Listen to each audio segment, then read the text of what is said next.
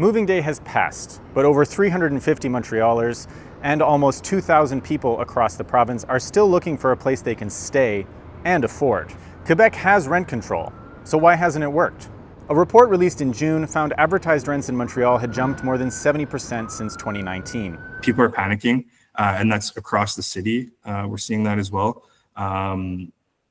People just can't afford, rents that are above $1,500, $1,700 for a one-bedroom apartment. We also see a lot of crumbling of what was considered security for tenants. So the law project 31 removed the lease transfers that tenants could do between themselves. And truly, even though we have rent control in Quebec, it's really hard to actually apply in practice. The Quebec Civil Code has provisions to prevent illegal rent increases in a process regulated by the Housing Tribunal. A key aspect of the law is that when you sign a new lease, you're supposed to know what the previous tenant was paying.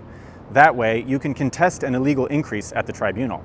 The problem is that it can be difficult, if not impossible, to find that information. And if the information isn't public, it's hard to enforce. The inspection mechanism is really very lax. Nobody does that. Nobody goes and check. But those who finally find the place are so relieved to find the place that they say, let me just move in. I don't want to be a troublemaker. Vivre en Ville received funding to build a pilot rent registry website.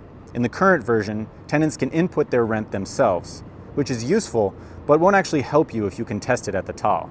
It's not enough to upend the current market dynamics, but we have laws that protect the prices and keep things cooled down in a market, and we don't use those laws because this information is not freely available. Vivre en Ville says the Quebec government told them a public rent registry would be too expensive.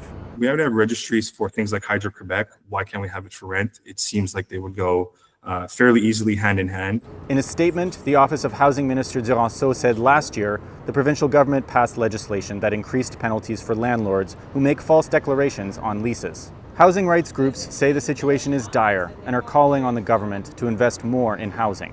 So why hasn't rent control worked? Well, advocates say there are many reasons, from questions of enforceability to the supply of rental units to investments by big firms in housing stock.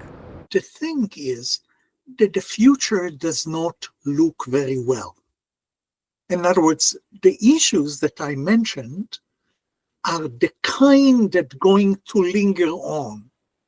There, you don't see on the horizon anything that will tell us that things are about to shift in the near future. Advocates also say that if housing is left to the free market, the crisis will only get worse.